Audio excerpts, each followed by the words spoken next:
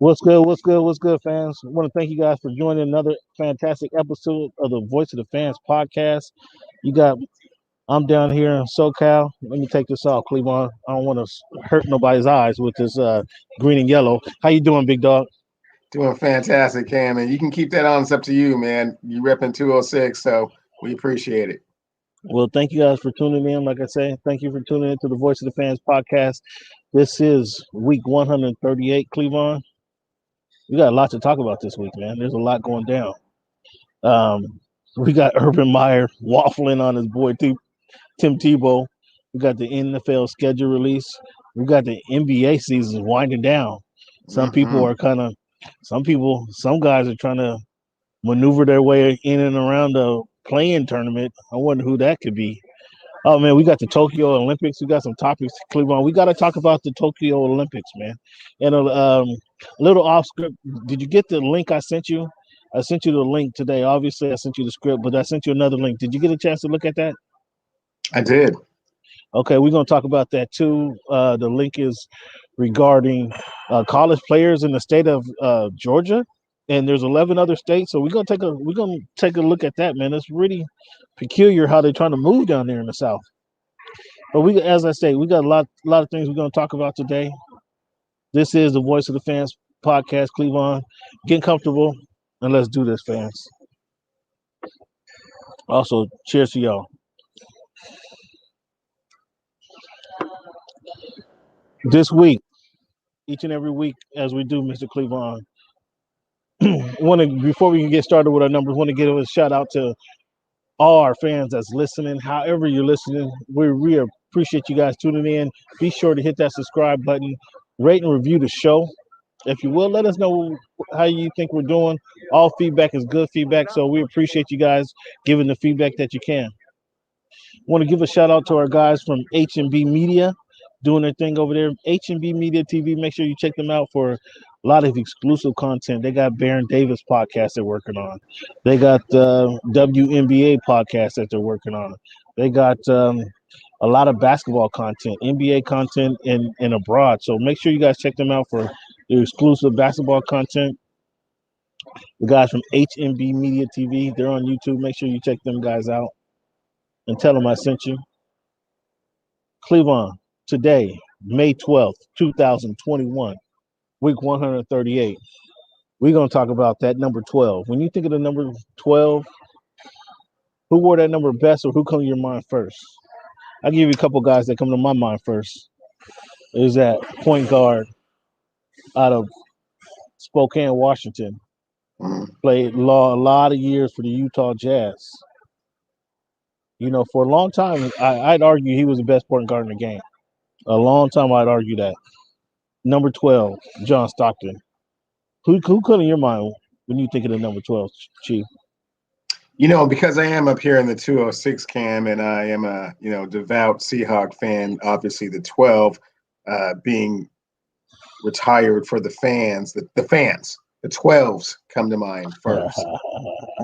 Who wore it best, or who wears it best, I should say, because he's still wearing it, is the Super Bowl champion quarterback for the come on, my ears Tampa Bay Buccaneers. My ears are hurting. I can't hear it. By the name of Tom Brady, seven-time gracious. Super Bowl champion. I don't think there's much question to that one, Cam.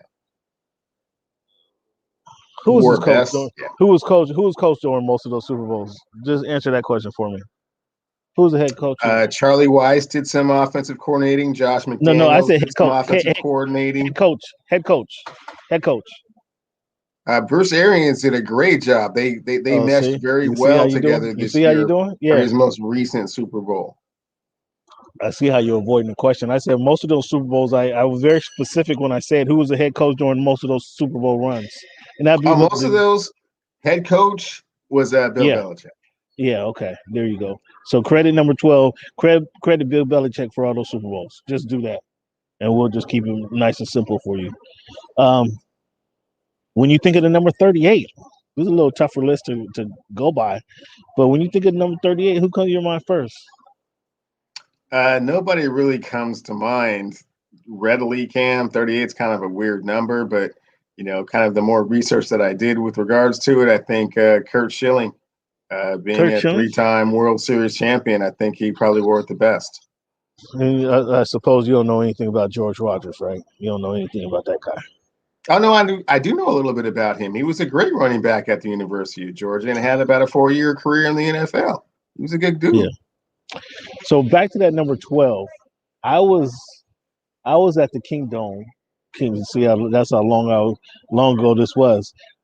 When they played in the AFC East, a lot of you Seahawks fans don't remember when they were actually in the AFC West. I mean, but I was at the Kingdom Fan Appreciation Day when they first introduced the number 12 as being the number for the fans. Um, got a signed sweatshirt, number 12, signed by Steve Largent and Dave Craig.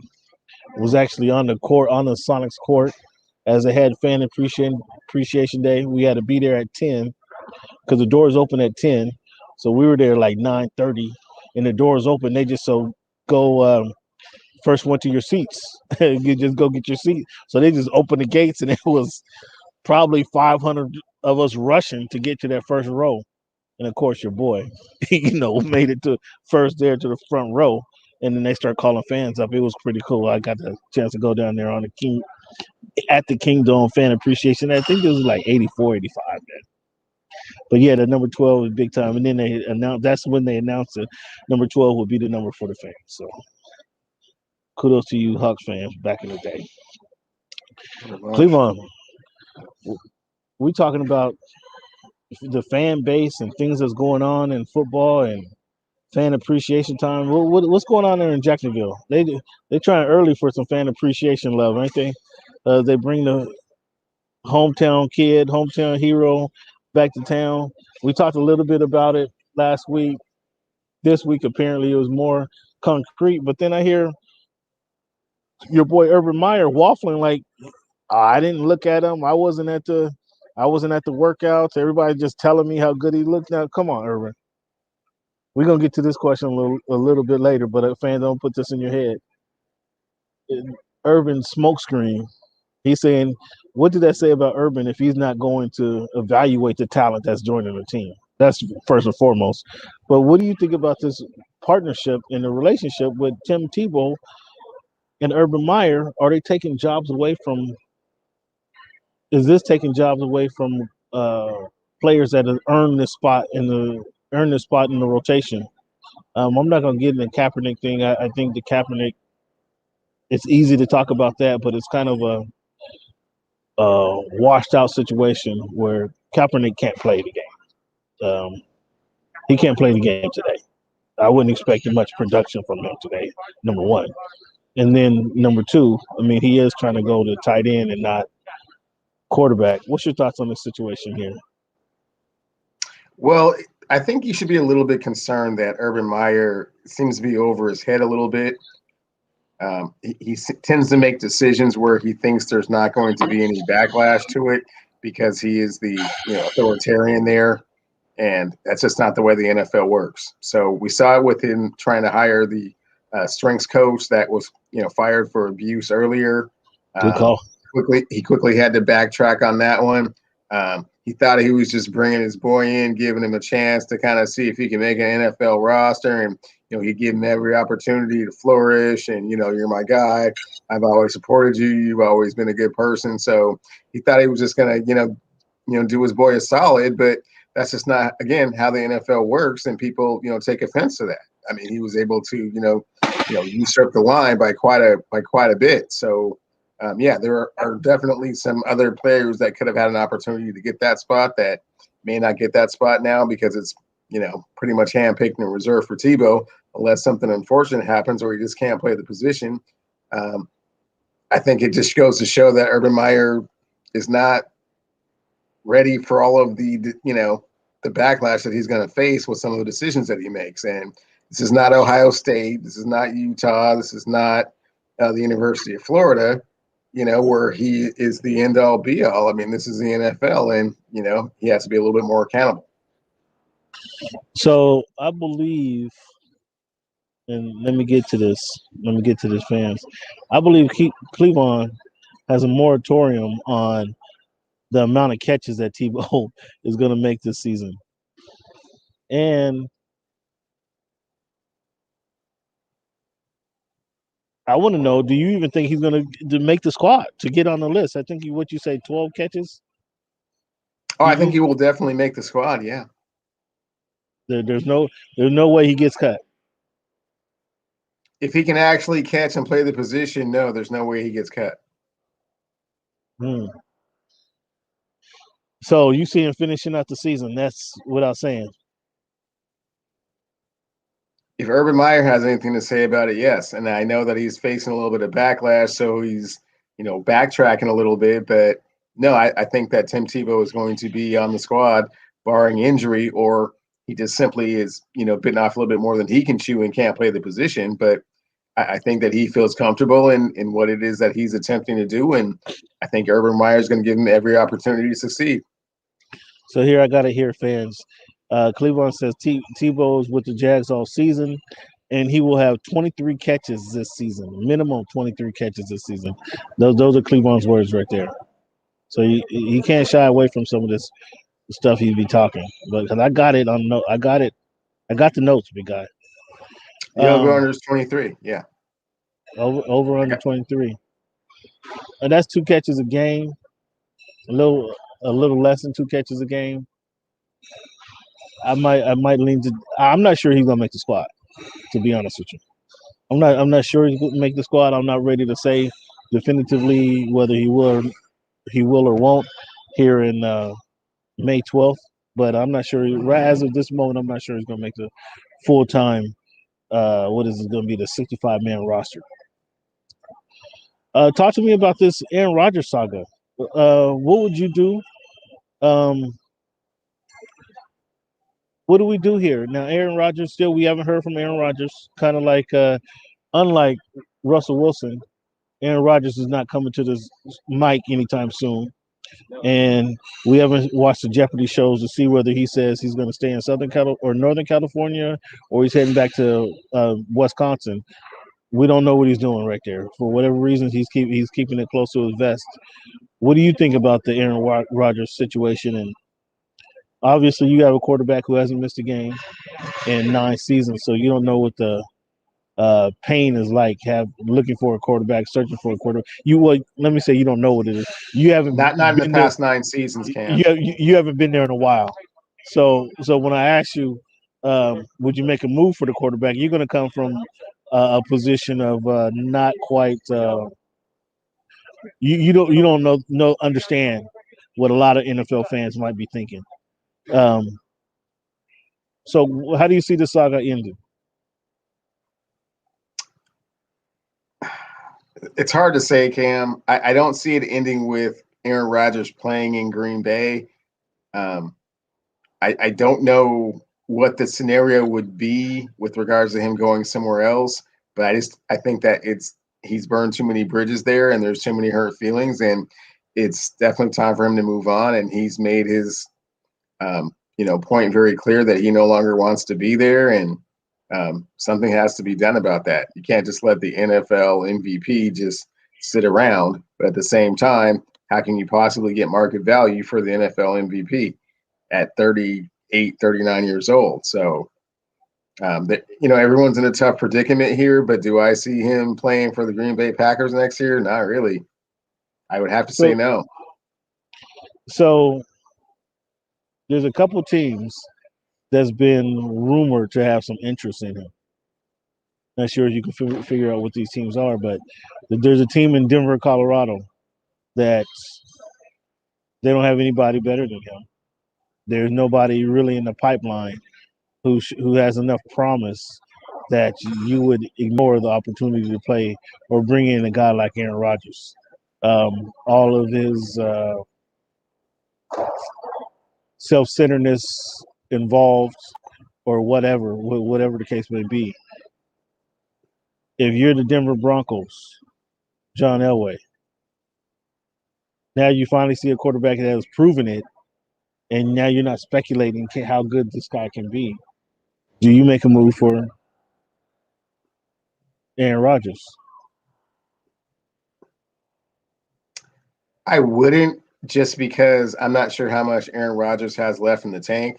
When John Elway went and got Peyton Manning, he knew he had 5 years. I don't Come know on, that if did he you really? makes. He took Peyton He knew he Manning had off of 5 coming. years. He knew He took Peyton. he felt Peyton Manning. confident that Peyton Manning he didn't play felt 5 years. He confident didn't play. Peyton He could didn't give play him 5 years. five By the way, years. he played 3 years, and that last year was kind of a dud, if you will, wasn't it?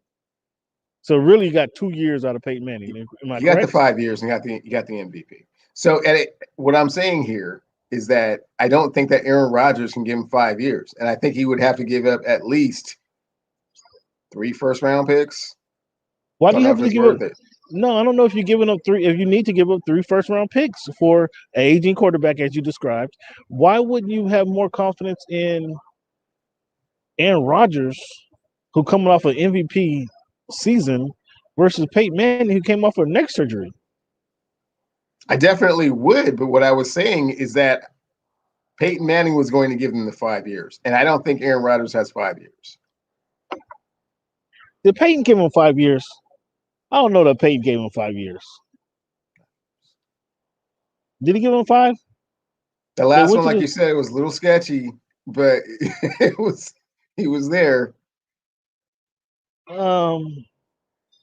Go ahead, talk to the people, man. Let me look this up. I don't know that he So gave him Aaron 5 years. Rodgers, on the flip side, it's like, what is it that you're leaving and where is it that you're going? And he doesn't have, correct me if I'm wrong, I don't believe Aaron Rodgers has a no trade clause in his contract. If he does, then he can kind of dictate where he's going to go.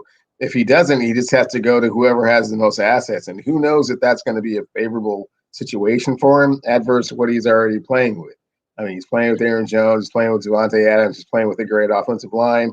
Defense, of course, a little so-so, but at the same time, he's got enough, offensive weapons around him to do some things. What does the team have to give up that he's going to, and what is the environment and the situation around him? I don't know. It would be hard to find a situation that is as favorable as Green Bay right now. Peyton Manning gave him 4 years. 13-3, 13-3, 12-4, and then 7-2. That's what Peyton Manning gave the Broncos. How many So how many MVPs in that little run there that you're talking about? that was one MVP and Okay. two and a Super Bowl berth, 2 Super Bowl berths. And how many times did he throw for over 50 touchdowns? It was gone now. Probably once. Probably once. By the way. Well, I know for a fact because I had him on my fantasy team. He threw for 55 touchdowns. Probably one time. Okay. One out of the other seasons, and this is probably the statistically probably the greatest 4-year run in Bronco history, right? I mean, 2 Super Bowls. I mean, NFL MVP. You see where I'm going with this, Cam? Anyways, let me backtrack that a little bit. Let's stay on subject, man. Yeah. I don't want you to get all upset at number 30. You know what I'm talking about. But let's get back on subject here. Oh yeah, you want to get away from that topic real quick. I understand why you want to back away from that comment very quickly. Let's get off that subject real quick. Before number 30 comes looking for me. But no, I think that Aaron Rodgers is in the best situation he can be in from a football perspective as far as winning games, but clearly he's not happy there. And someone is going to make the, a deal for him. I just don't think that, Denver is the best place for him. Okay, to answer your question, 37, 55, and 39. So yeah, you lucked up and you had a heck of a. Hopefully, you won a championship with the 39, with that lucky pickup thing. Was a great season. Hopefully, you won the championship. So, okay, Denver is one location, and I say if you're Denver, you have to be more confident in taking the guy coming off his MVP career versus a guy coming off of a 4 surgery neck fusion off season in Peyton Manning. Now they were desperate. They did it. It worked well for them. I would think that we know Elway has issues identifying what a true quarterback is and how they can perform on the field. So getting a guy who coming off his MVP season, you make that move. There's another team in South Beach that was in the Deshaun Watson conversation until Deshaun couldn't find his way out of a masseuse across the country. And to your point, now here's where it's real critical. What do you give up for this guy? Because you just drafted a guy number 5. Is he better than Aaron Rodgers? Absolutely not. Does he have the potential to be Aaron Rodgers? I don't know anybody who's predicting his potential to be Aaron Rodgers. I don't know anybody in their right mind. Maybe his mom and dad, and he has some brothers. He has some brothers, so maybe his mom and dad and the brothers are predicting he'll be in the class of Aaron Rodgers. But any football mind, I don't know anybody predicting he'll be in that class. So do you give up 2 twos or excuse me 2 number 1s and this young rookie um, for a 4-year stint, a 4-year burst of what Aaron Rodgers could do? Because knowing you're only going to get a 4-year burst, and then after that, in 4 to 5 years, you're looking for that replacement. And then that's a conversation that you'd have to have with Aaron Rodgers. Hey, look, we're welcoming you into town, but after a couple of years, we're going to be looking for your replacement. Are you okay with that, Aaron? I mean, we have to make that clear, so he knows that when somebody comes in the back door and we ask you to talk to him a little bit, that he didn't get all in his feelings. I give up 2 number 1s for Aaron Rodgers. And all right, now we got talent.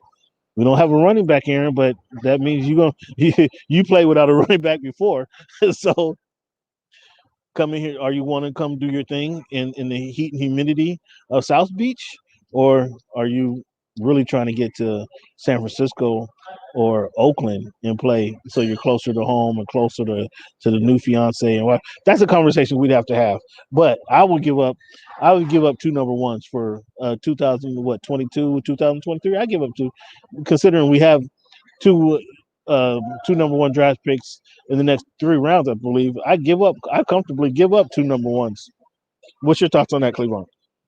Couple things. The Oakland move is now Vegas. If he wanted to go there, Vegas, you got me. He would like to go to the Bay Area, but they just drafted a quarterback with the number 3 pick in the draft. So he's not going to San Francisco. So he's not going there. So the question is, if I was the Dolphins, would I do that? And the answer is absolutely not. When you were thinking about it before, you were thinking about Deshaun Watson, who is 13 years younger than That's Aaron 3. Rodgers. That was 3. Give up 2. I give up 2, not 3. At any rate, as I was saying, yeah, you would make that trade for Deshaun and the young quarterback, but not for Aaron Rodgers, because you're basically getting a glorified Ryan Fitzpatrick at that rate, right? Because you know what you're getting. You're going to get a whole bunch of touchdowns. Hold on. You're going to get a gunslinger, but he's only going to be around for maybe 2 to 3 more seasons. Hold on. Did you just compare the NFL MVP to Ryan Fitzpatrick? Is that what you just did? Glorified on steroids. Is that what you just did? He's somebody that's going to throw the ball around a lot. He's going to put up huge numbers, but he's only going to be there for a finite amount of time. And you'll be scrambling to try and find another quarterback. So you're already tanked for Tua. You might as well keep him and see what he's all about. If you were going to trade him, you trade him for somebody that's 25 years old who's already proven he's super filthy on the field. Yeah, you do that. But it's a 13-year difference, Cam. It's 13 years. So let me get this straight. You just told me you were okay with trading for a quarterback who had neck fusion. That's a whole other different scenario, Cam. You were just okay trading for a quarterback. This is not an apples to apples comparison. Why not? You just told me you're okay with trading for a quarterback who had neck fusion, but you don't want to trade for an NFL MVP. What are you talking about? The quarterback he's replacing is nowhere on the level. It's not even. There's no equality there. It's not even worth talking about. But we don't know what Tua's ceiling is. We know what Tua. You can stop all the games. You know what Tua is. Steven Taylor, Steven down in South Beach. He know what Tua is. If we can get Aaron Rodgers, and obviously we want Deshaun Watson. If we can go to Goodell and say, "Yo, what's the deal, Goodell? What's the deal? What are you going to do with this guy? Is he going to be on the commissioner's exempt list? Is he going to be able to play this season?" What's obviously we'll give 3 number 1s for Deshaun without question. If we can't do that and we can give up 2, for the league's MVP? Come on, that's without question. I don't know, what are you talking about? You just compared the guy to If it's you just just a two, if it's just the two first round picks, but why wouldn't Green Bay want? So you're saying that because they have Jordan Love and they have their quarterback of the future, that you think that the two first round picks is enough? No, it's gonna have to be the three first round. no, they're not getting three. They're not getting three from anybody. They're not getting They three would from be anybody. getting. Okay, all right. They're not getting three from anybody. The guy just said he doesn't want to play with you guys. We're doing we might be able to get away with one and a three. And to be honest with you, we a one and a three next year. We want to push that because the guy already said he doesn't want to play with you guys. You guys are dealing with a pile of shit right now. Instead, you guys got shit all up in your popcorn right now. And to clear that out, here we'll give you a one and a three, and now you guys can just go on about your business. Start your succession planning right now. Well, So to be honest with you, Cam, to be perfectly honest with you, I think if just a one and a three will get it done. Yeah, there's a whole bunch of teams, a whole bunch of other suitors other than just the Miami Dolphins that would do. but Yeah. Miami, South Beach. You've been down there. You've been down there. Oh man, I mean, sure. You The know whole stuff. I have been down there, and it's a fantastic time. However, Aaron Rodgers, planning his wedding and all that kind of stuff, and a little bit, longer in the tooth from an NFL football career perspective, and has aspirations of being the Jeopardy host. 305 may not necessarily have all of the amenities that would entice someone like an Aaron Rodgers to come there. Other teams, with better coaching, better talent. If it's first and a third is all it takes, hey. Better Oh, and by the coaching. way, yes, there are teams Better with better coaching better and better talent than the coaching. Miami Dolphins. So what?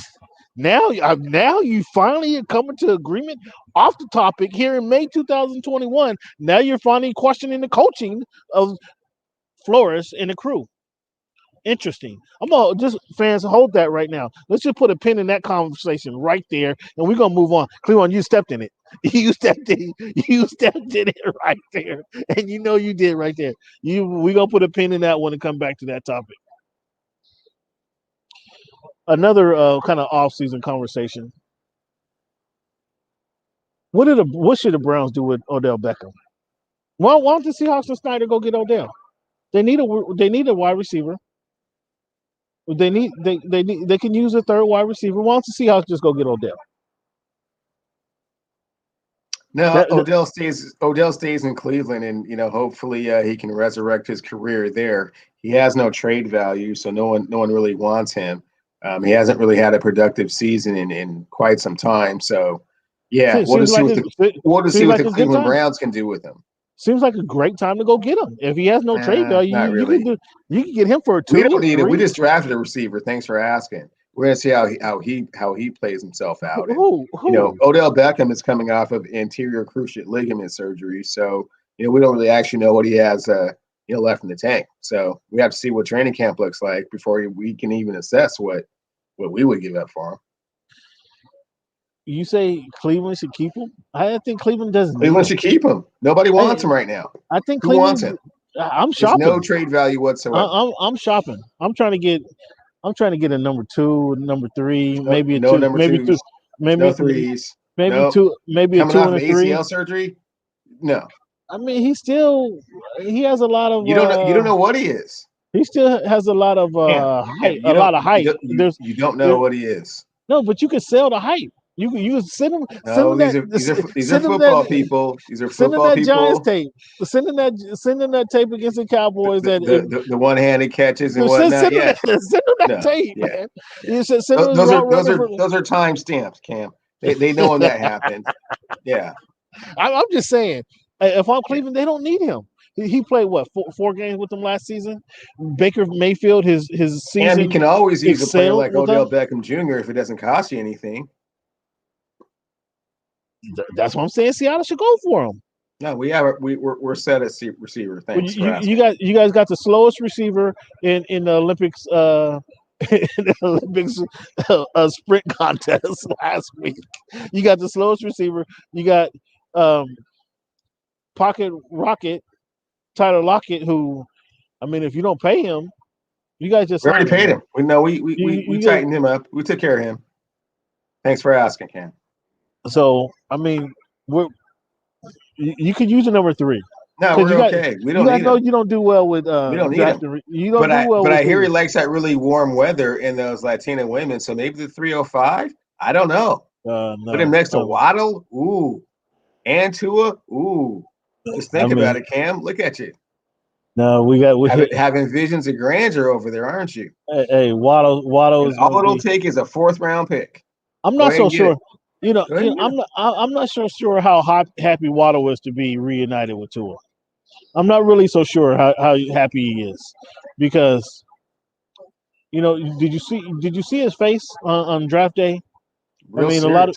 a lot of people Real seriousness. liken that to him just being focused and determined to get where he was going to be, but some of that had some concerns, like this guy again. Like I'm not happy. I don't know, and I'm gonna have to get down there and talk to him, or send some feelers in the air to find out what that relationship and the communication was like. I haven't heard anybody doing any route running. I haven't heard anything about the practice field. They got a brand new practice facility Oh, right next Waddle to. started route running the like 2 hours after the draft. Yeah, but who's throwing to him? He Is already it? started. Okay, that's what I'm saying. Who's throwing to him? I haven't seen any clips. I haven't heard any conversations. I haven't seen these guys out to dinner. My conversation, my It was Alabama's backup. Yeah, he was throwing yeah. them passes. See, He's not ready for that's what I'm Tua just yet because it's not allowed, Cam. It's against the rules. Oh, get out of here! And the quarterback from who won the Super Bowl last year was all broke the rules all off season, didn't Well, he? I mean, Goodell had when to you got six, 7 rings, that's a whole Goodell other had to send thing. his Goodell had to send his goons down there. It's like, listen, we told you to stop it once.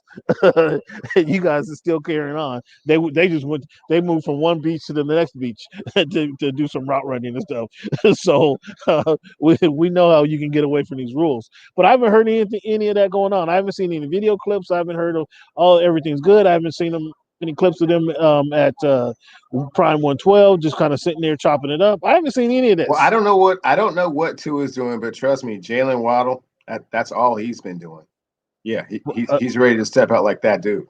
Unfortunately, he can't do it by himself. He's not the running back that As we didn't draft. As I've said before on the show, you guys don't deserve him. Like that's something. You don't Okay. deserve him. So you don't go get Odell Beckham. Interesting that you would say Nope. that. Interesting that you would say that. Okay. So the NFL schedule was released um, this evening, and let's see what we got coming up for week one. Anything catch your eye? Oh, nothing too special in week one. They kind of always throw those games together, and until we kind of get a training camp under our belt, it's kind of hard to say which one of those games is going to be premier. But a few of them are somewhat intriguing. I mean, Seattle going to Indianapolis last year. Last year, Indianapolis was doing their thing, and Seattle got to travel to Indianapolis to match up with that linebacking core and that defensive core. Are they Yeah. able to do that? Are they able to do that? It's early. You have to see what the running game looks in training camp, Cam, and how those receivers kind of round into form, and that offensive line that's been refurbished. Let's see how that's really working out. Yeah, come on, New man. offensive coordinator, so we're implementing a new offensive scheme. It's still early, Cam. It's a little early. On, man. Don't talk to me about that running scheme from Seattle or that offensive line, where we know they're using ex defensive ends and do your research, Cam. Do your research. I'm up here in the 206. I'm one of the 12s. I have my finger on the pulse of the Hawks, and that's not what they're doing right now. Okay. So what's that offensive line look like? Go ahead, tell me. Tell me you're gonna have two running backs rush for 1,000 yards apiece. Tell me that. It's too early to tell. It's too early to tell all that. I'm not going to prognosticate on that level, Cam. That's kind of high. Is this Penny's year to perform? Not sure. Have to see how he looks in training camp. Have to see how healthy he is. Is this Chris Carson's year to kind of get less than 5 fumbles and over another 1,400 yard season? Wow, you sure are poking a lot of holes in the Seahawk armor. That's kind of weird. Talk to me. Talk to me. They were 12-4 last year with all of the things that you're saying. I mean, they were still 12-4, right? We know what that's due, and I have no problem saying it. We know what that's a culprit of, and that's because Russell's cooking. And since they took some of the pots and pans away from Russell late in the year, um, Okay, what I think I was saying is that the offensive line will be improved, and no, we're not using a bunch of tight ends and defensive tackles to try and play on the offensive line anymore. We're past that experiment, okay, and we will see what the running back position has to offer from Carson Penny and other free agents. So we'll see how it all unfolds before I make a prediction about Week 1. That's all. It's May. you being Still awful early. you being awful uncommittal tonight. The fans want to hear you commit. How was The that? fans, How was that uncommittal? It's May the 12th. I don't know what the Seahawks are going to look like. And September the I thought 9th. you had. It's a I little too thought early for me to say. you see you deceived the fans because the I fans believe you did. have the That's you exactly the what I fans said, Cam. the I fans said I have believe you my have the finger on the pulse. pulse. Yeah, so the fans believe you have the knowledge. The fans believe that you And can tell them because what's I up. have my finger on the pulse, I know that it's way too early to predict something like that. Oh my goodness, fan non-committal. Fans That's what you do. understand.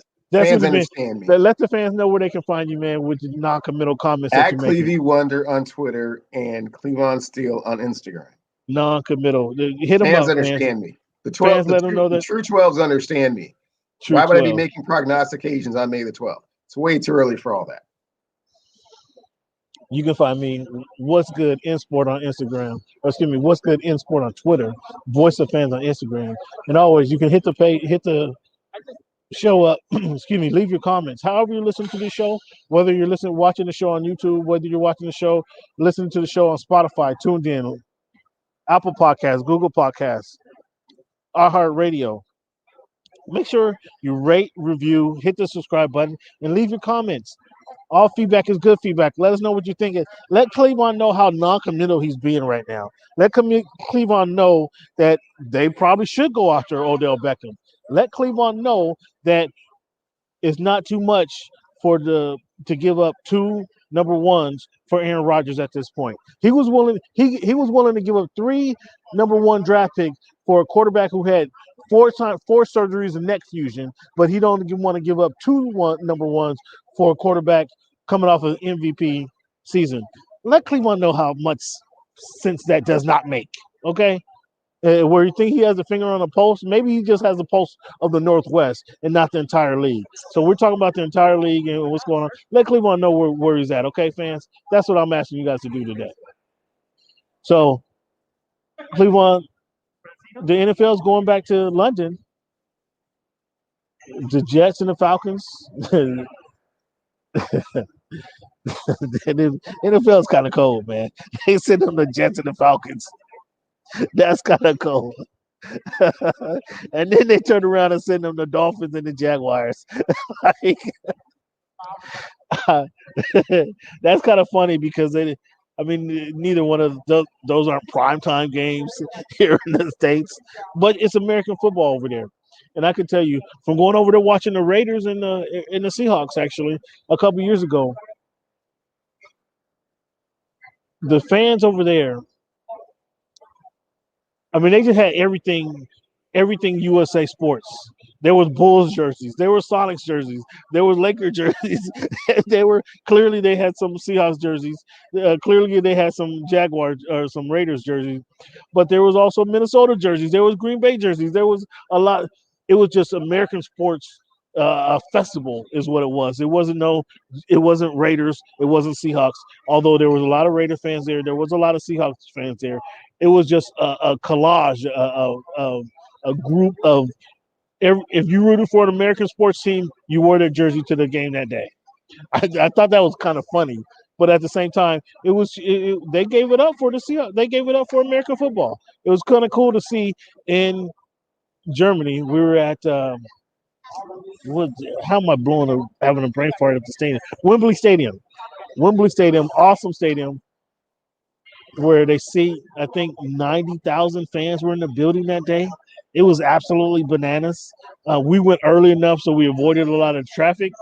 Leaving that place was just, again, we were kind of delayed because they had the post game um, activities, locker room interviews, and all of this you guys can see on YouTube.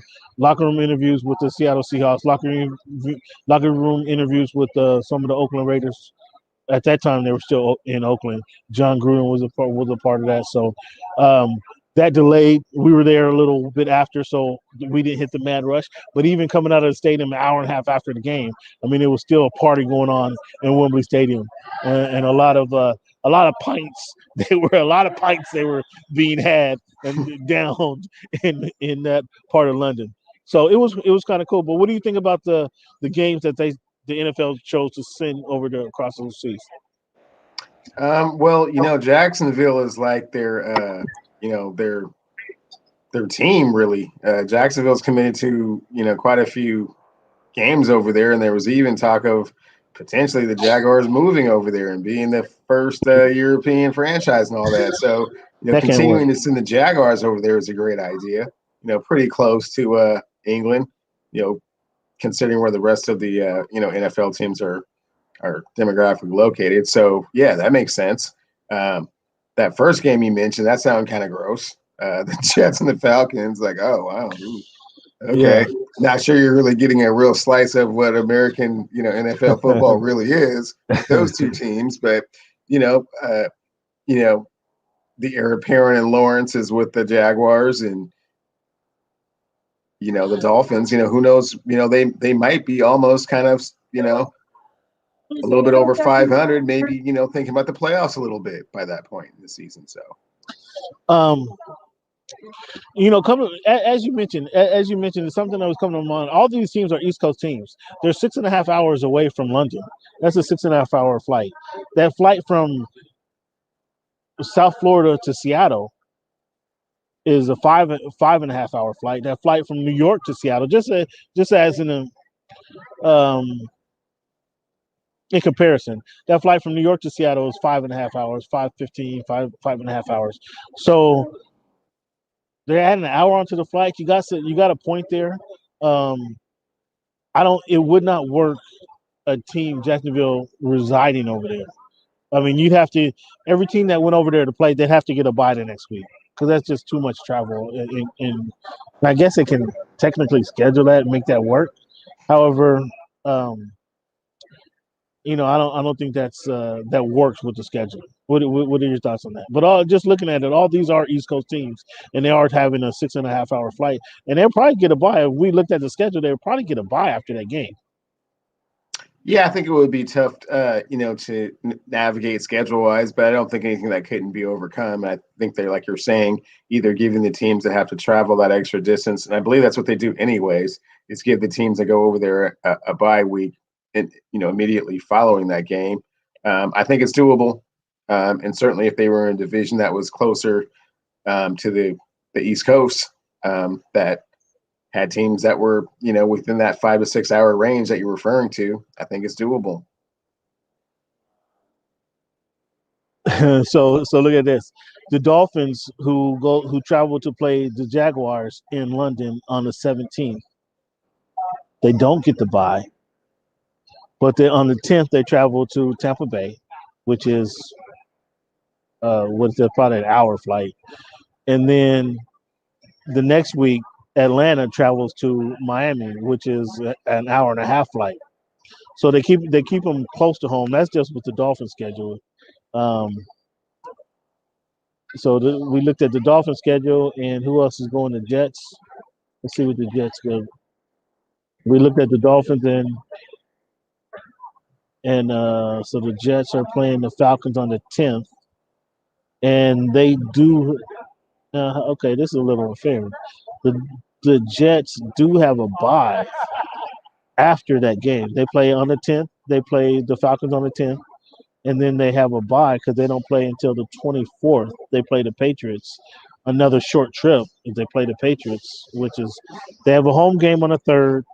They travel to London to play the Falcons on the 10th, and then they have a bye that next week because they don't play until the 24th. And just for shits and grins, let's look at the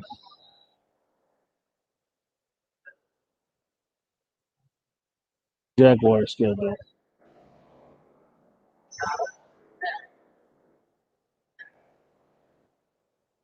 Yeah, they kind of. Why is the Jets the only one that gets a bye? That's kind of peculiar. What you think?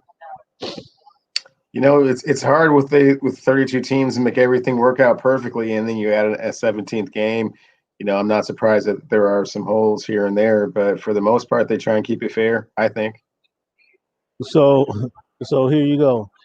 The on the 10th of October, the Jaguars have a home game against the Titans. They travel to London to play the Dolphins, and the Jaguars get a bye because they don't play again until Halloween, the 31st of. They play the Seahawks. Actually, they travel to Seattle. So now I think that's deserving of a bye because they travel to London on the 17th. Then they turn around and take that long flight to I've actually made that flight a couple times from Jacksonville to Seattle. That's a 5.5 hour flight. So that's very close to that same. They play in Seattle that following week on Halloween Day. So all right, the Jets is the only one that makes out the best on that particular deal. Um, yeah. So okay. That's our NFL topics for this week, man. We talked about our draft review already. Um, Cleveland, let me get this going here, and we're gonna take a little break here. When we come back, man, we're gonna talk about Russell Westbrook. I want to get your feedback, man, on Russell and kind of what this season has been for him. And then we got Luka. We got some Luka news. So we're gonna talk about that on the backside. Let's take a little break here.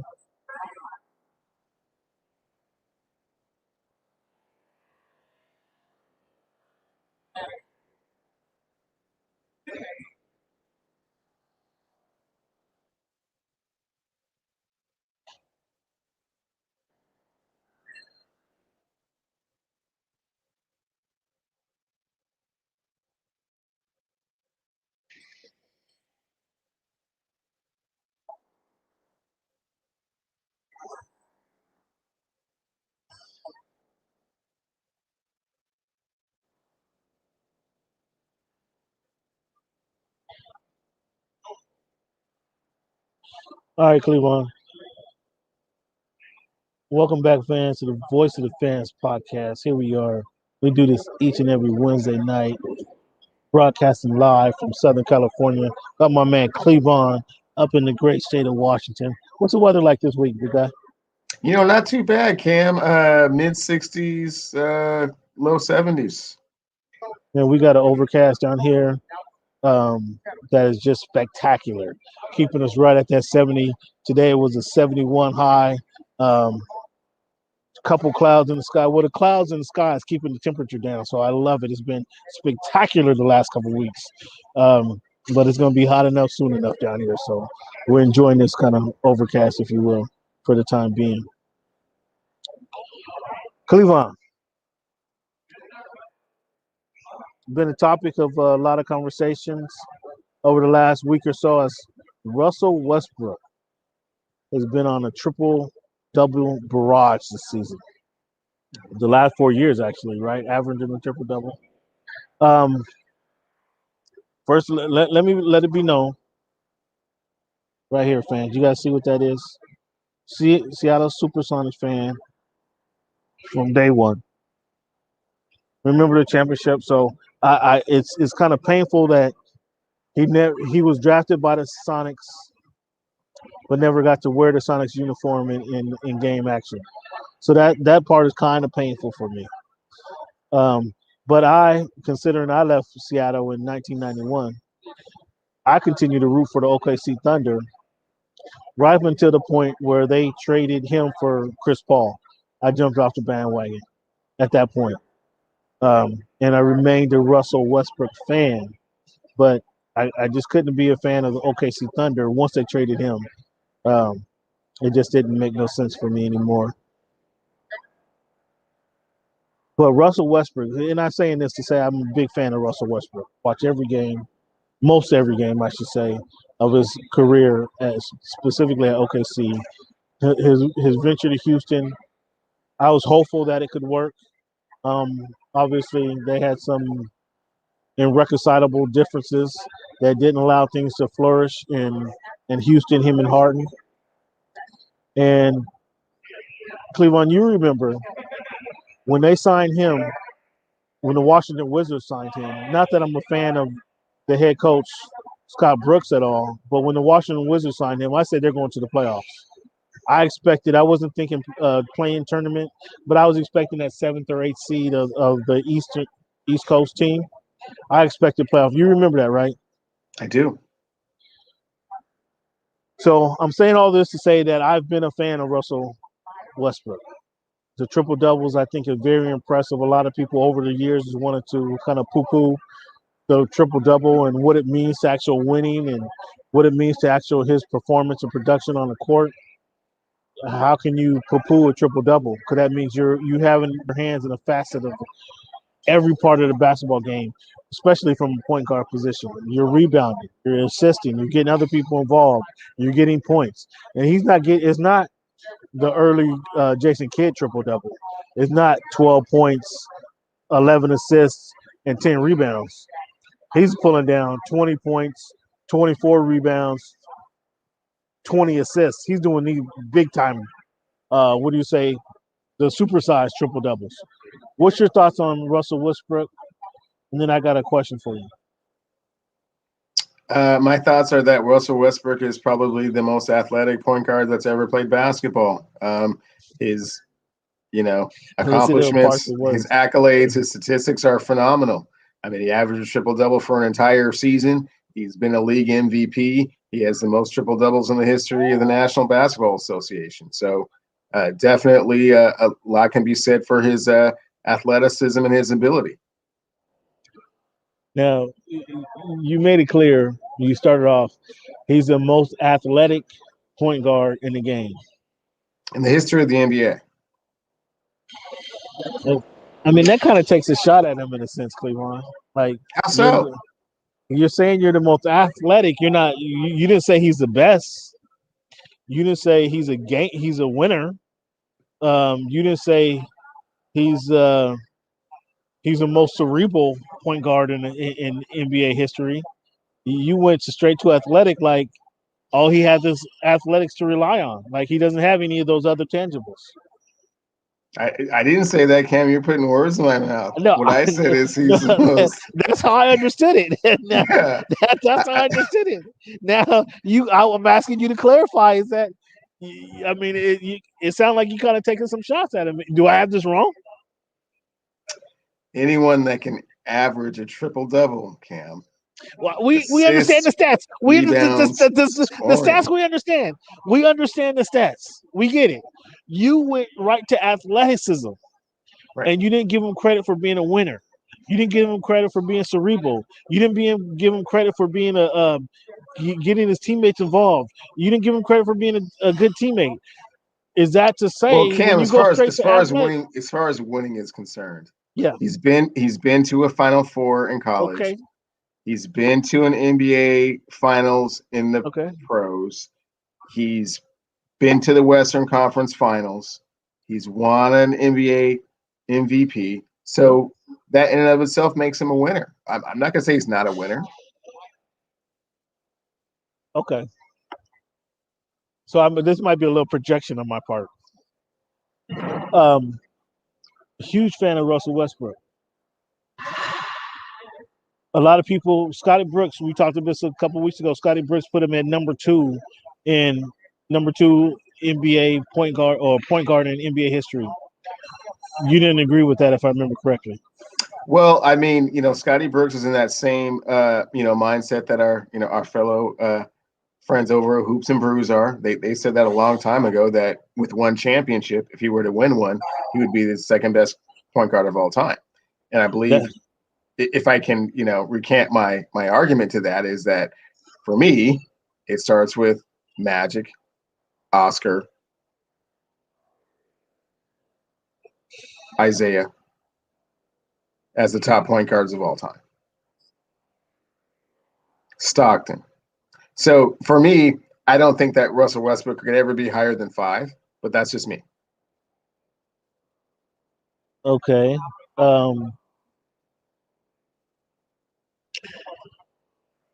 Let me see.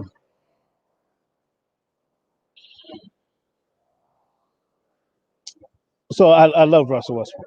been a fan of him, and who can argue that he's not Tremendous passion, Cam. Tremendous passion. tremendous passion? Love for the game. I love the passion. I don't have to have a conversation with him about are you coming to play and give it your all tonight. That conversation does not have to be had with that. Correct. My concern and what I've noticed, and I guess I say since he left OKC, I kind of been a little bit more critical, looking at his game with a more critical eye. And what I've noticed is he doesn't make game-winning decisions all the time. And where he brings the passion, he brings the energy, he brings that competitive fire. At the end of games, whether he has a triple-double or not, it just doesn't show those game-winning qualities all the time. What's your thoughts on that? Well, because of his athleticism, he is always a mismatch on the floor, and therefore he always thinks that he's the best option for taking the last shot or within the facilitating of the offense. It always starts with him. So therefore, that's why I think you're kind of alluding to he doesn't always make the best decision, because in his mind he's always the best decision because he has an opportunity to win his one-on-one matchup pretty much every time. I'm okay with you winning your option, you winning your matchup, but inopportune threes, dribbling off your foot. No, I'm not going to do that. I'm not going to do that to Russell. Yeah, let's not nitpick him while he's making this historical run and resurrecting the Washington Wizards and pulling them all the way almost single-handedly back into the playoffs. But this is what I expected. At least to the play-in. I mean, you have to take the good with the bad, Cam. That's what a lot of times I find that about Russell Westbrook fans is that they don't want to take the good with the bad. They want to nitpick about the bad and really hype up the triple-doubles, but they don't want to take them both at the same time. You got to take them both. You got a triple-double machine that may not make the best decision all the time, and therefore may not win the ultimate title. Oh my goodness! And that's the good with the bad right there, Cam. That's what you got to do sometimes. You know what I'm saying? And that would be track because I want him to win. I want him to be recognized. I want him to be recognized as in that top 3 category and make the true argument that Scott Brooks wants to put him in. I want him to be there. I just don't see it getting there. But let's get off of Russell. I love you, Russell. Congratulations on all that you're doing, man. Your game is tremendous. You should talk to media before game, pre-game. So there's a little personal thing there. But outside of that, I love what he brings. Love everything he brings to the court. Just be a little. Maybe that comes with age. Maybe a couple more years when the game slows down just a little bit more, he'll start thinking the game out a little bit better. So let's talk from one guy who you have in your top 5 point guard list. Where does LaMelo Ball? Where does he rank on your top point guard list? Because you said he's a rookie of the year and he sat out a month about 6 weeks, and here he comes. Did he miss a beat since you've seen him upon his return? Do you mean in the league at present or all time? I don't understand the barometer you're trying to. Yeah, the league at let's say the league at present. Come on, I don't expect you to say he's number 10 of all time. Oh, probably 17, 18. There's only 32 teams in the league. You got him right there in the midpoint. You got him at middle of the pack? Right now, yeah. Come on, you got him at midpoint. This isn't a rookie season. And like you said, he's missed quite a few games. So, I mean, I said he was the best rookie in the league. I said nothing about point guard. Okay. Well, I expect a little. I'm not even sure he would start in the Western Conference at point guard. So, for any team. Yeah, you got a point there. And so there's at least 5 or 6 point guards in the Eastern Conference that he wouldn't start over. So, I think what point guards would those be? That'd be obviously Russell. You have. He wouldn't start over Russell. He wouldn't start over Trae Young. He wouldn't start over Kyrie Irving. I mean, I don't know if you want to consider. Kyrie ain't starting point guard, number 1. Okay, well, he wouldn't start over James Harden. Isn't that your Messiah over there? He wouldn't start over James Harden. You're absolutely Okay. correct. Okay. So Yeah. that's 4, 5 point guards. He probably Might, starts over Kemba. I don't know. Does he start over Kemba? oh yeah, I think he starts over Kemba. Oh I think wow. he's my Wow. Does he start over Drew Holiday? probably not. Okay. So that's So that's five we're at right there. 5, 6. Yeah. Michael Brogdon probably doesn't start over Brogdon. Okay. So now we're at 7. Okay. All right. Well, welcome back, LaMelo. He's still doing his thing. Um, so I got a question for you. Did you see Luka's ejection? Luka got ejected I for did not see it. I did hear about it. And it seems like the league is, kind of trying to, you know, warn him without warning him. Hey, man, you jibber jabber, you run your mouth a little bit too much out there on the court. So you gotta. So the guy, I forget who it was. Oh no, it was Colin Sexton from the Cleveland Cavaliers, who another guy who LaMelo probably wouldn't start over. Right. But came up. Luka was in position to get a rebound. Colin Sexton came up from behind and went to kind of box him out, if you will. And then as soon as he touched him, Luka turned around with the, right in that groin area.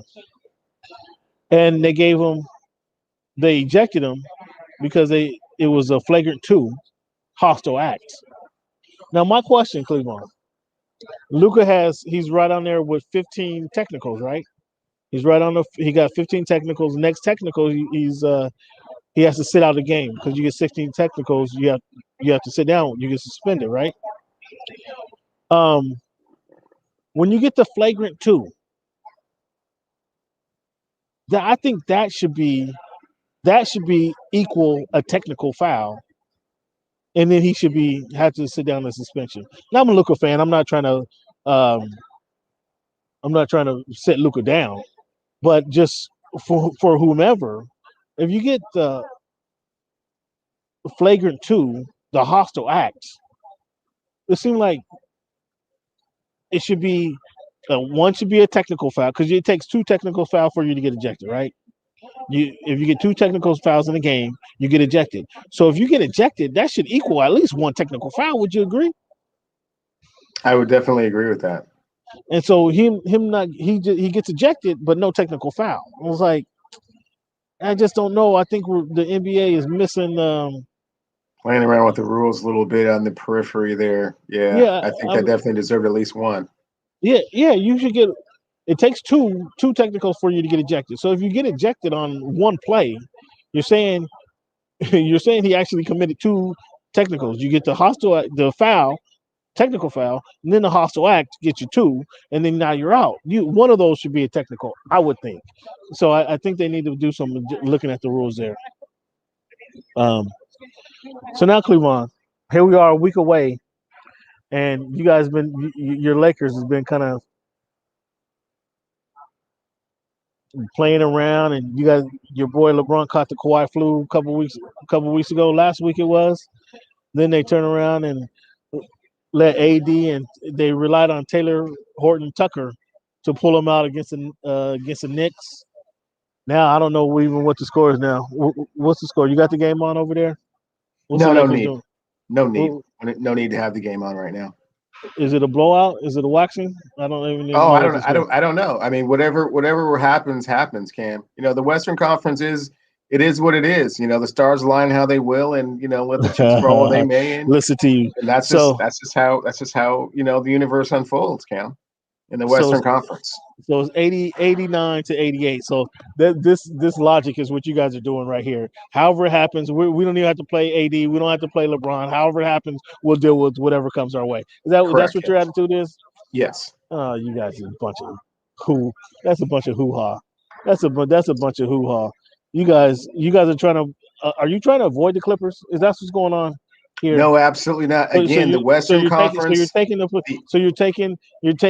the 8th seed, and you're going to play your way into the play-in tournament. That's what it looks like. You're trying to play your way into the play-in tournament, and then now you're going to end up playing Phoenix at the number 8 spot, and then you're trying to avoid the Clippers. That's the way it appears. Where do I have this wrong?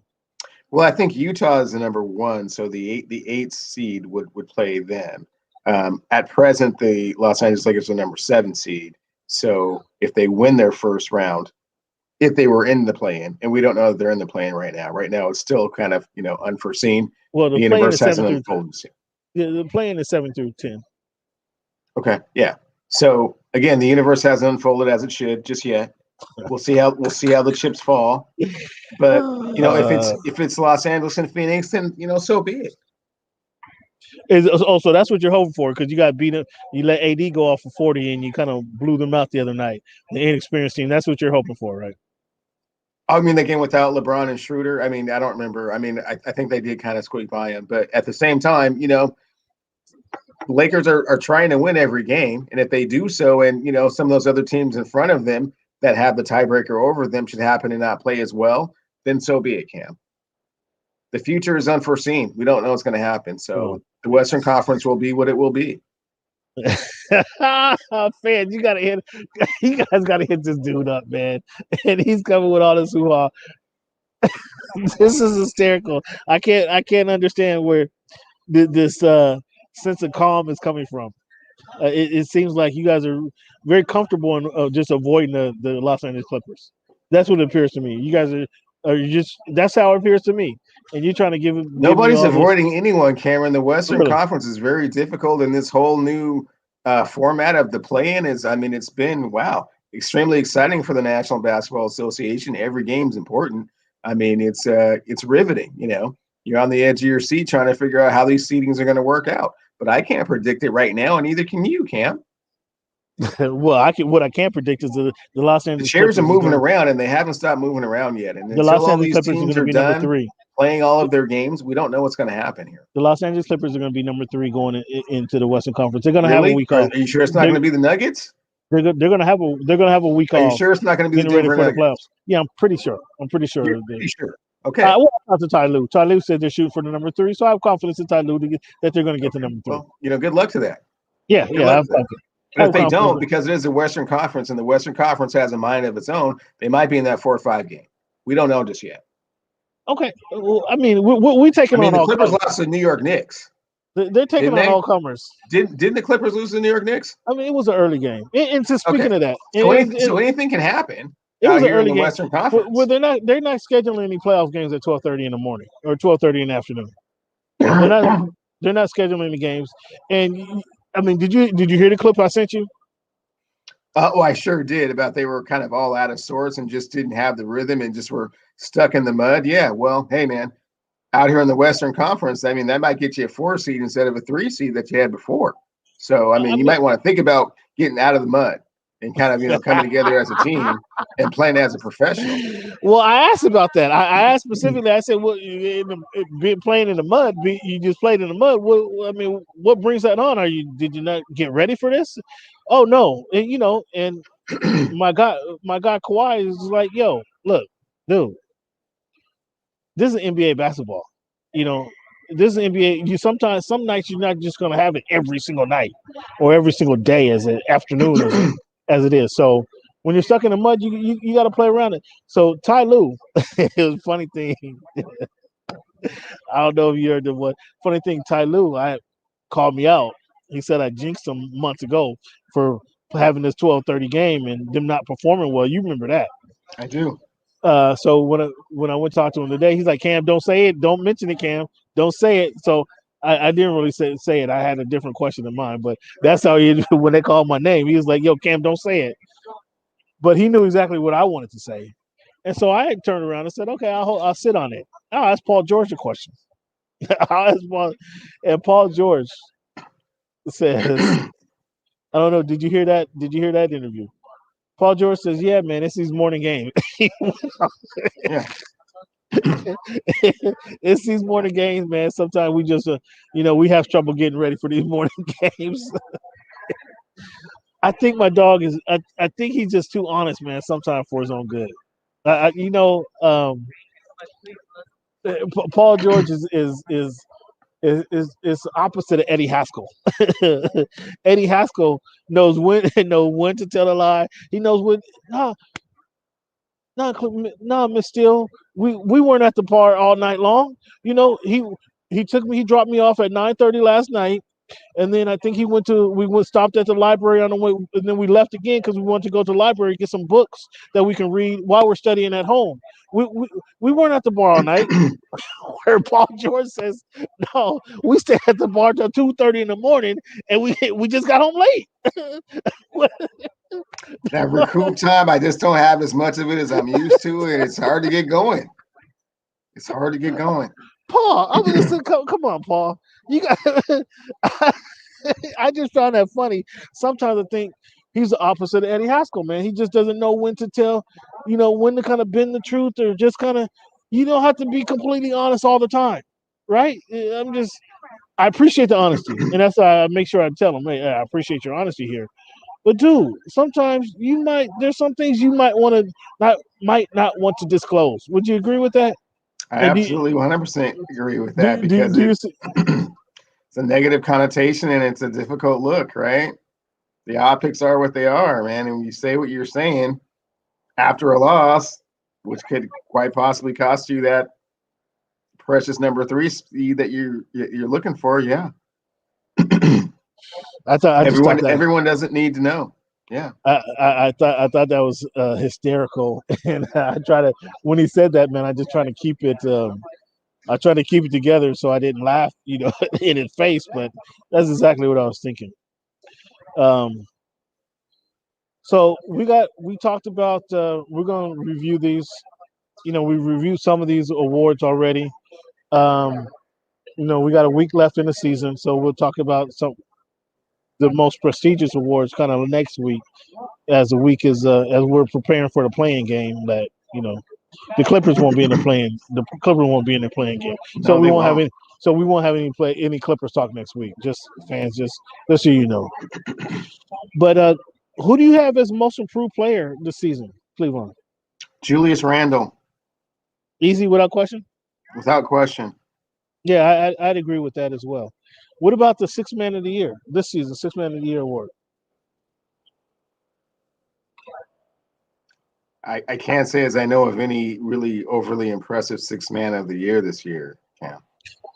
I mean, I would say Marcus Morris, but the thing about it is he probably started as many games as he came off the bench. He's been Mr. Consistent for the Clippers this year, Marcus Morris. I mean, he's been. We know he has no problem telling you that he's a baller. He's ready to play at any time they tip the ball off. But his consistency has kind of been more than I expected this season. Um, I'll give him if there was a Mr. Consistent award, I definitely give it to him. But Sixth Man of the Year, I can't think of anybody that kind of stands out over kind of his production. No, I have no problems with giving it to him. Let a Clipper win it for the 4th consecutive year. Keep it rolling with that 6th. Oh my goodness, listen to me guys. Now is this patronage over here. Defensive Player of the Year.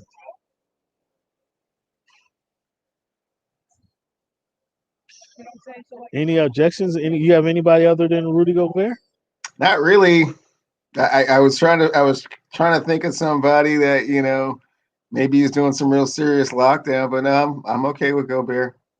And I mean, he's done well enough to have his team kind of positioned well in the playoffs. So hovering around that, I mean, I don't know that it's been wire to wire, but hasn't been wire to wire. The Lakers were on top when they were healthy and playing their game. So they're on top of what? They were on top of the division. They were on top of the league. They were the best team in the league when they were healthy and playing their game. I mean, the first so your question was, have the Utah Jazz led wire to wire? And the answer is no. And then the answer to that was because the Lakers were on top of the league when they were healthy and doing their thing. Okay. I don't know how the Lakers get into the Defensive Player of the Year commentary. I just don't know how that works, man. They're in the playing tournament right now. I'm not sure that that warrants any Defensive Player of the Year conversation from anybody in the purple and gold. Talk about the defending NBA champions. I mean, they're always somewhat in the conversation. That was last year, man. Come on, it's a new year. It's a new day. COVID was last year. A lot of people weren't really focused. A lot of people were concerned about their families, concerned about what's going on. There's a Hmm. lot of the George Floyd scenario was going on. A lot of people had their minds not totally on basketball, so they had to go play in this crazy bubble. They had to stick everybody in one facility, and so that championship last year kind of deserves an asterisk. Okay, That deserves an asterisk. So we really shouldn't be talking about that. And that's fine. That's that fine. 2020 championship. I mean, they really should. Completely fine that you got on record as saying as much. So Yeah, yeah, we really shouldn't be having that conversation. So let's not bring that up again. How about that? Because I mean, I don't know that it's warranted, if you will. I think okay, you, well, I think you'd agree with me too. no, not at all. But yeah, it's a topic of conversation for another time.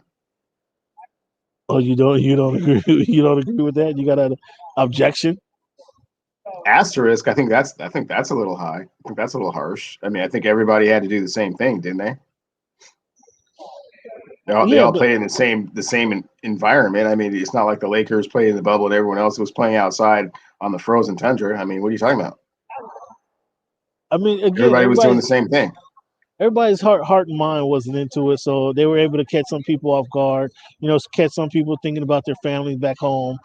Catch some people just So the not Lakers weren't doing any of that, or where their minds weren't on basketball. That's all I'm oh, saying. okay. So the Lakers had the ability to have their mind more on basketball than the other players, and therefore there's an asterisk by their championship. I don't understand. Yeah, yeah, something like that, something like Okay, that. But again, sure. We'll go with again, that. Again, a topic of conversation for another time.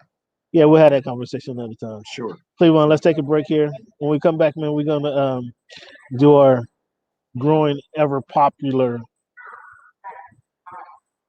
this day or this week in history. We got some pretty interesting topics that we're gonna cover. Come back, we're gonna talk. We got baseball on the line. We got some boxing on the line. We got some Olympics that we're gonna talk about here in a little bit, Cleveland. So let's take a little break here.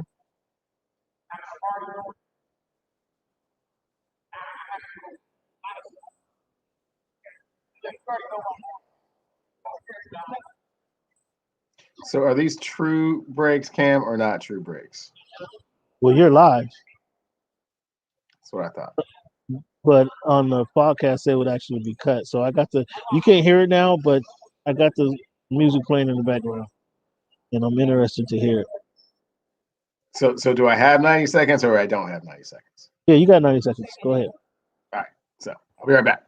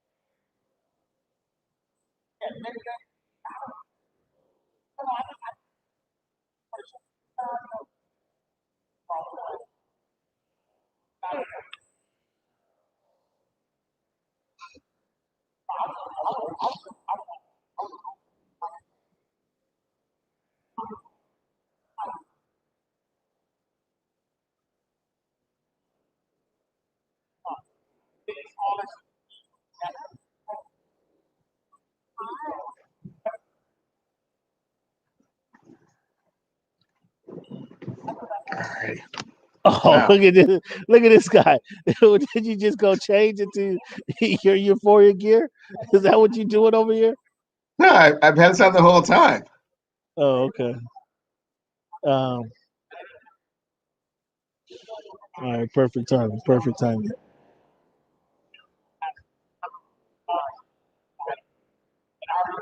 All right, fans. So, Clemon, as we do each and every week, man, we got This week in history, growing ever popular by the fans.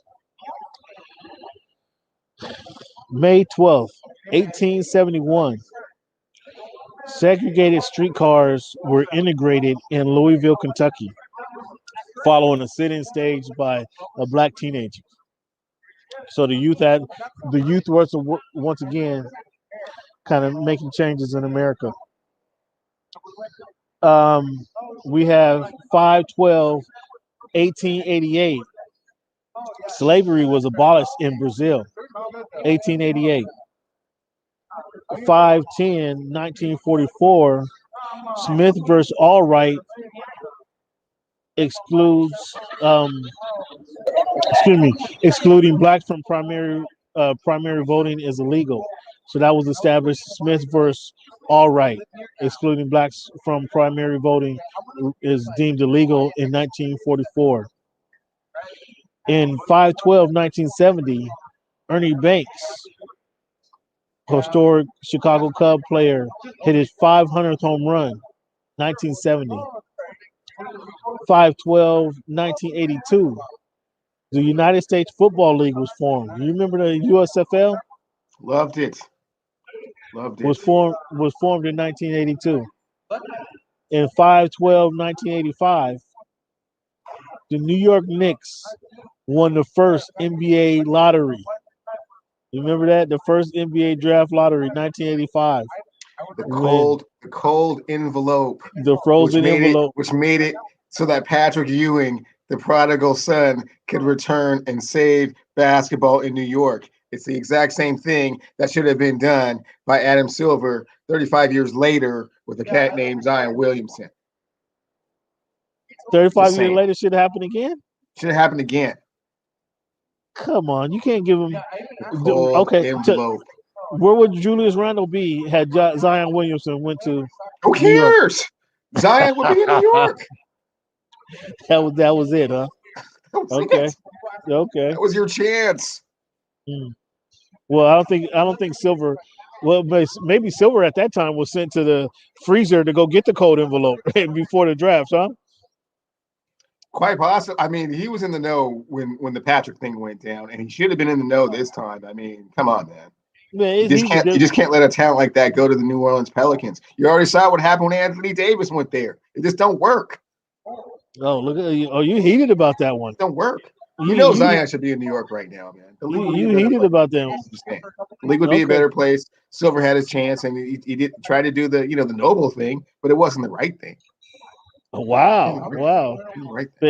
Maybe we can have a podcast on that whole thing itself, huh? Okay, yeah, I'm down for sure.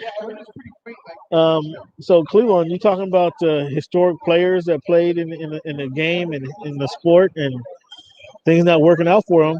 What about Albert Pujols, man? He comes to the Angels after his stint with the St. Louis Cardinals. Is probably the best player for 10 years, and after he spent 10 years with the Angels, they waived him in the middle of the season, no less. Well, at the start of the season.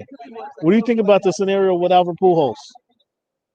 Man, sometimes that's just how it goes down, Cam. When you sign those, those long 10-year contracts in baseball, it really doesn't give either side much flexibility. It almost never, ever works out. I cannot recall the last time a 10-year contract worked out. Miguel Cabrera, it didn't work out. Alex Rodriguez, it didn't work out. And these are some of the greatest players that have ever played the game. So, 10 years is a long time to commit to somebody, especially when they're, 30, 32 years old to do that.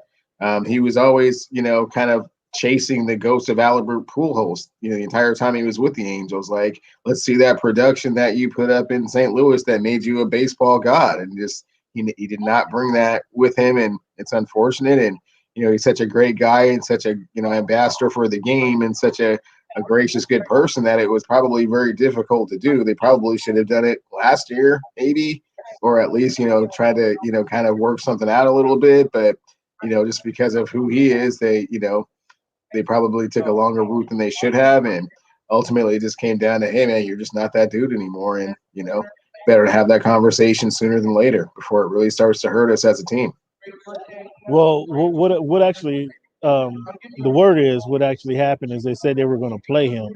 He hasn't been in the lineup, and he was told he was going to be in the lineup, and then he wasn't in the lineup, and then so he went off post game in the locker room and with the Joe Madden, like if you start yelling at Joe Madden, like there's an issue, right? Like if you can't get along with that guy, like you can't get along with grandpops, like there's something wrong, right? so it just the next day after that, Snowballed from there. yeah, they're just like, okay, man, well, this is how you're gonna be. We just can't have you around. Now. So that's kind of surprising. But nonetheless, I mean, he's still going to be, what does baseball wait 5 years? Does Yes, they baseball do. wait 5? So he's going to be in no first ballot, right? No question. No question. Um, okay. Logan Paul. Logan Paul takes Mayweather's hat. Did you see the video? Did you? I don't watch that kind of stuff, Cam. I heard about it. I heard he snatched out Floyd's hat off, and that's just all that's going to do is lead to some more punishment. That's all that's going to do. Well, so it wasn't actually Paul. Excuse me. Mayweather said that he can take on both of the brothers in one day. He'll take them both on. So it was the other brother said, "Oh, you want to take us both on? You want to do 2 for 1?" And then he said, "Well, you got to call Al Heyman to make sure you can do that." He's like Floyd, obviously It's that, not. that got under It his doesn't skin a take too little kindly to being told that other people make decisions for him. so Has never taken kindly to that. so that was the start of it right there. And then he's like, "Well, no, I make my own decisions. I don't have to talk to anybody else." And then he said, "Well, if you want to do 2 for 1, here I am. Let's do it." And then he says, "Blah blah blah," and snatch his hat. And I don't know if you've seen Floyd Mayweather's bodyguards. Floyd stands about 5'6". What is he? 140 at his peak, and his bodyguards are probably 6'6", 340. The few of them are. So Paul didn't get far once he snatched the hat off. He didn't get far, and then of course he took some lumps after that, right? So I don't know. You saw the pictures after that. It looked like he had already been in the fight with Floyd. So he probably don't actually want to do the fight on June 6th. But what's your thought? What's your thoughts on the whole scenario, man? Did it increase the buys, if you will? It definitely increased the buys, man. It's an exhibition. It is what it is. That's what boxing's come to, unfortunately. So we're talking about some actual boxing. Canelo. Did you see the Canelo fight over the weekend? Canelo. Canelo beat. I heard that he beat an underwhelming opponent, an inferior opponent, like he always does, because he doesn't fight anybody. Well, it was an Is inferior that pretty much opponent. what happened? It was an inferior opponent. It was a closer fight than many people than I anticipated. Than many people anticipated. I actually had Canelo up 5-3 in I had him up 5-3 going into the ninth round, but then he connected with the uppercut, left hand uppercut to the guy's orbital bone, and apparently shattered his orbital bone. And dude didn't come out of the he didn't get up off the seat in the corner after the eighth round. He sat there, and his trainer called it, but we couldn't tell if he said I'm done or if the trainer just said he's done. What the deal was, but he didn't come out for the ninth round. So Canelo connected with the left hand. I believe it was the left hand to the orbital bone, and that was all she wrote. Great fight. Sounds like it. Um, we got some issues, man, with the Tokyo Olympics. They're coming up here at the end of in the summertime, where Tokyo Olympics said no BLM apparel is permitted during the Olympics. What's your thoughts on that? And why are they targeting BLM specifically? I can't speak for the entire Japanese government, but my assumption is that they don't want any political distractions other than what is going on. Trying to carry on the Olympics. I'm not saying that they're in the right for that. Certainly, censorship of something of that magnitude is somewhat uncalled for. And I know that some of their bigger athletes of Japanese descent, most notably Naomi Osaka, probably isn't real cool with that. So, why they made their decision. That's my assumption, is because they just didn't want the distraction. But that doesn't mean that the decision that they are making is correct or that I agree with it. But that would be my logic behind it. And how do you expect this to play out? I mean, do you expect that there's going to be hundreds of athletes there from all over the world? And as we saw from um, this past summer of people speaking out, this Me Too movement, or not Me Too, and let me take that back. There's a BLM movement from the George Floyd incident. I mean, that hit in Germany, France, um, London. It hit all over the world. It just wasn't in to America. It wasn't limited to Minnesota. I mean, that was a worldwide phenomenon, right? Well, And definitely, Cam. do they It's do they think they're definitely going a to be able to censor? calculated. It's definitely a calculated risk on their part, especially considering how fragile even holding the Olympics is really going to be. I mean, that would be like a best case scenario to actually even have one that's going to be participated you know highly and fully. But I mean, just imagine if black athletes just boycotted this, given their stance for it. I mean, what type of Olympics would they have? So you know it is what it is, and we'll see how the whole thing plays out. But right now, I mean, you know, they're doing their best to try and pull this off, but I mean, I they mean, still have their challenges and their obstacles, and this doesn't help. you went right to the worst case scenario. I mean, if all black athletes decided to boycott, and we're talking about black athletes from across the world, you went to the worst case scenario. Um, so, if black athletes decide we're wearing all black, are they going to be? Are they going to suspend them? Are they going to tell them they can't play? I mean, you don't pay them; they're not losing any money. They don't pay them. They don't pay them anything. So, I guess the prestige is kind of they're working out and the gold medal that they get. Um, how do you see this playing out, though? We're in uncharted waters. I mean, only time will tell, and the impact of social media and kind of where we are as a society will be very interesting to see how the whole thing shakes. Yeah, it's going to be interesting, man. So there was a rule handed down in the state of Georgia. They partnered with 11 other states that says college players. Now we know there's the college player NCAA is going to allow college players to kind of make money off their likeness, right? That's going to be mandated, I think, in 2022. And the state of Georgia says, okay, that's fine. And these other states says, okay, that's fine, but you're going to have to pay 75% of those earnings back to the school. What do you think about this particular ruling? Can they enforce this? And is this? It seemed to have some type of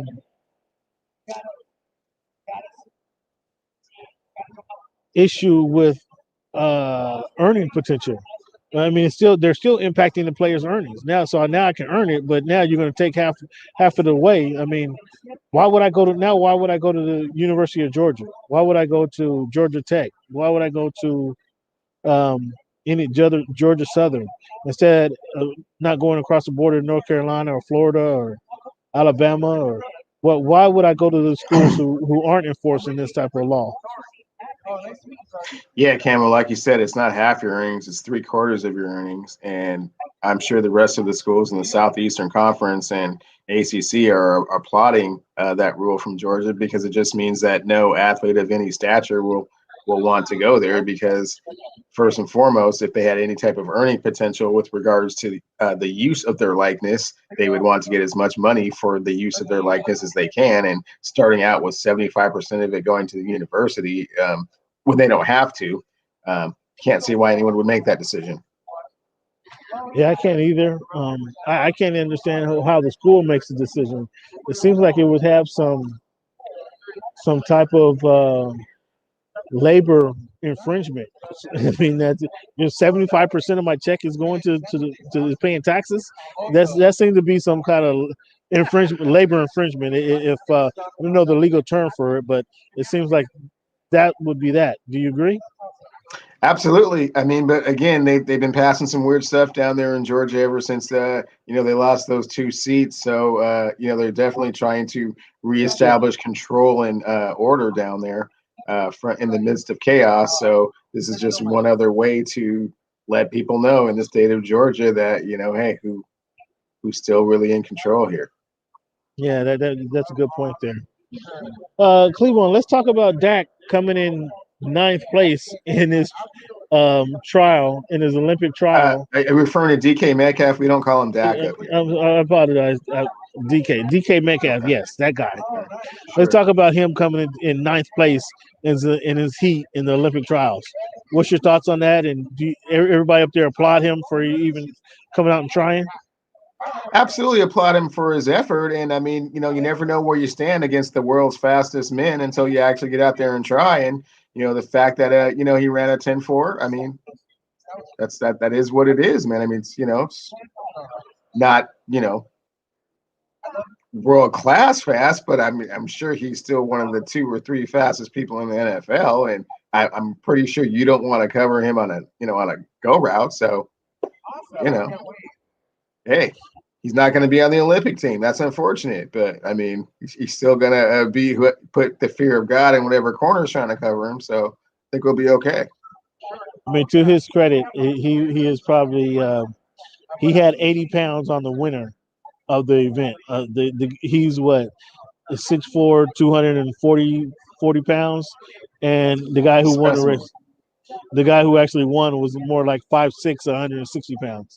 So he had quite a size advantage on the winner of the event. So I guess for him competing, I mean, hell, I could have went in there and came in last place, Cleveland, but I guess when he ran a 10-4, and kind of was in the race for at least 60 yards of that 100-yard 60, dash. 70 meters, yeah. Yeah, I guess some kudos. He deserves some kudos for that. Yeah, and you're familiar with him, and he's always kind of exceeding your expectations, if you will, Cam. Well, fans, we come to that time again. I know I can't say I got negative feedback in it on this, but I know it's painful for you guys to deal with. But it's that time again, and we're gonna get this stopwatch going. Cleveland, your 2 minutes of Major League Baseball talk is going now. Your time is ticking. Okay, that's fine, Cam. And I know where you're trying to go with that. I know that you're constantly trying to rub it in, kind of what the Mariners are doing. And, unfortunately, they were up 4-1 in the 8th inning of last night's game against the world champion Los Angeles Dodgers. Kikuchi pitched a great game. Unfortunately, the bullpen let them down a little bit, and they weren't able to hang on to the victory, and they lost 6-4 last night. However, good news. The number 3 prospect in all of minor league baseball, Jared Kalanick, is on his way up to the big team tomorrow. So we'll see what the future of the Mariners look like. In addition, their number 1 right-hand pitcher, Logan Gilbert, is coming up. I believe he's the number 45 or 46 prospect in all of minor league baseball. So we're about to see what the future looks like here pretty quickly. And I'm not ready to jump off the bandwagon of this team. I like the way they play. They have timely hits. They don't quit on it one another. And, I feel that they're building a foundation for the future. So, Cam and others, they don't really see the full picture. They're kind of looking at the minutia of it all, but really wins and losses. Everything, we're just looking at wins and losses column. So again, like I'm saying, like when everything is done and said and done, I think what you're going to see is a team that is coming together and putting the pieces of a championship team. How many years they've been putting the pieces together? Right now, the Seattle Mariners have the longest playoff drought in all of North American sports. Why are we even giving these guys some time? Well, and let's stop this right now. Why are we even giving these guys some time? Did you say the longest drought in American sports? North American sports. That's hockey, baseball. I mean, that's the football, WNBA, basketball, soccer. I mean, come on. WNBA is the Seattle Storm. WNBA, yes, all of them. Oh my goodness, that's atrocious. And so, so since you got your finger on the pulse, let's get away from the Mariners. Apparently, $1.5 billion is going to take to complete the stadium down there at the Coliseum. I call You it the know, Coliseum. I don't know what you guys call it up there. I'm not a big key arena guy. I forgot the name of it now. It's some environmental something or other. I forgot the name of it. But yeah, I don't really keep It's track the of that now. Coliseum. It's the Coliseum. Have you been down there? Have you seen the stadium? What's No. it look like? You don't even go down that way. All I see is a big traffic headache waiting to happen, and I don't want to be a part of it, but it is what it is. And if that's how you get a hockey team and that's how you potentially get an NBA basketball team, then it is what it is. But I prefer the stadium being a different location. I think we've discussed that before as well. So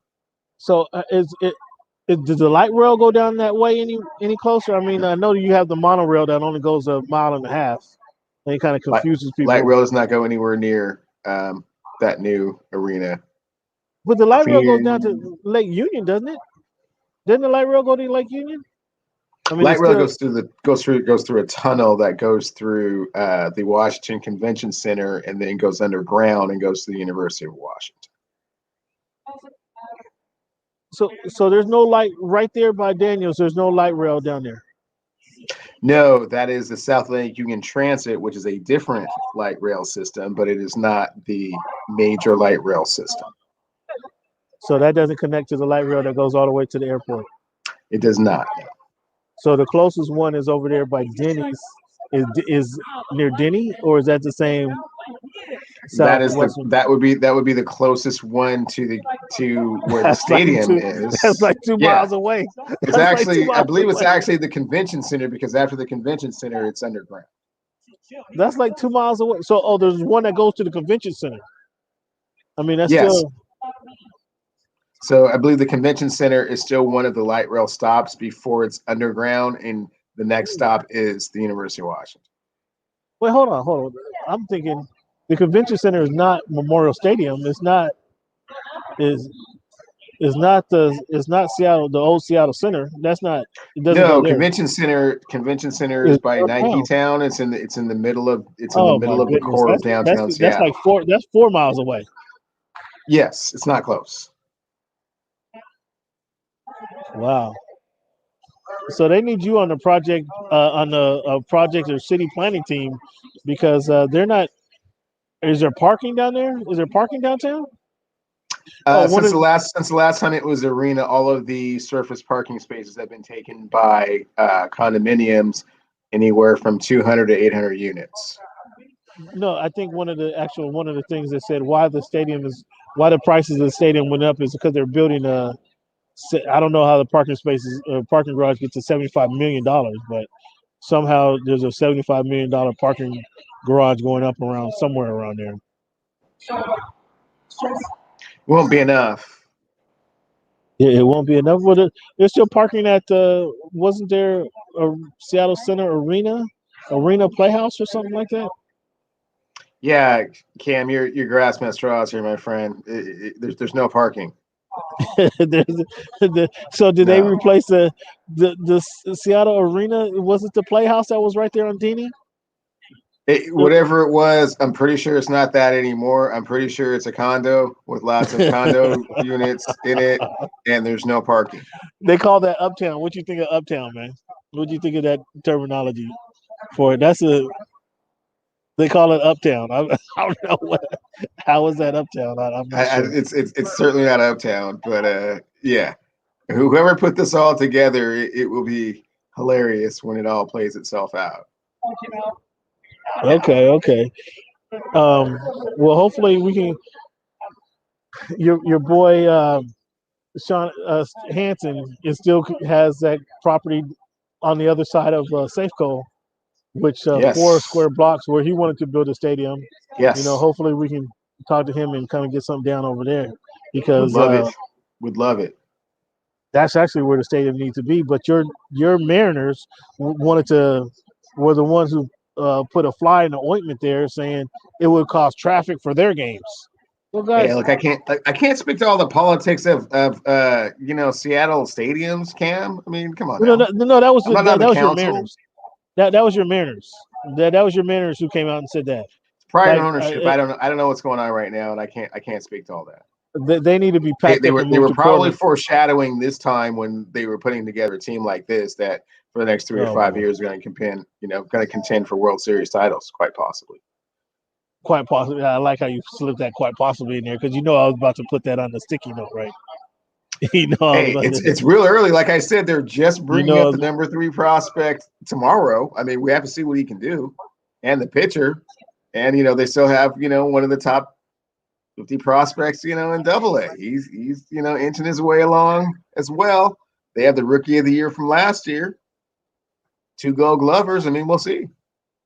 like I said, we gave them guys way too much talk already, man. So enough of the Mariners talk, man. No, just enough of it.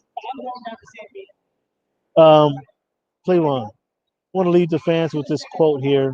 Once again, fans, let me tell you guys, thank you guys for tuning in. Voice of the Fans podcast, man. Week 138. Your attendance is appreciated. Hit the subscribe button, hit the like button, leave some comments. Cleveland, where can they find you? They can find me on Twitter at Clevie Wonder and Cleavon Steel on Instagram. You can find me at Voice of the Fans on Instagram. What's Good in Sport on Twitter. Thank you guys for once again for your participation. I want to leave you guys with this quote, Cleveland. If your dreams don't scare you, they are too small. That's from Richard Branson, Mr. Virgin Airlines. Once again, if your dreams don't scare you, they are too small. Richard Branson. Cleveland, I want to thank you for your participation as always, man. Fans, I want to thank you guys for your participation. Please hit the subscribe button, hit that like button, leave a comment, tell a friend about the best podcast and the best unheard podcast in all of America. Cleveland, we've been at this quite a while, man. Thank you for your time. Have a good week, man. We'll talk to you soon. My pleasure, bro. We'll talk soon. Later.